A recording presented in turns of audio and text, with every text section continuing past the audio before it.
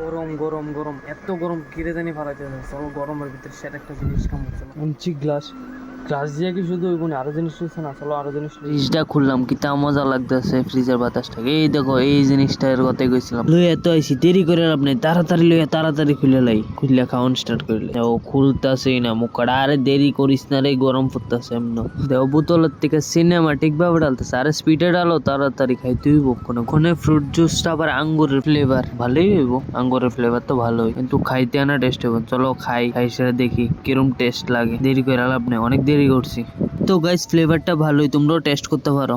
তো গাইস তারপর কি, তারপর রাতের বেলা সত্যনারায়ণ পুজো আসলো বাড়ির লোক, কাকমানি তারা বাড়িতে নিমন্ত্রণ করে গেছে। তো আমি আর মা বাইরে গেলাম, মারে কইতেছি বেশি করে খাই। তো এদিকে যাই, সেটা দেখি তো প্রচুর মানুষ। তো কীর্তন শোনো তোমরাও।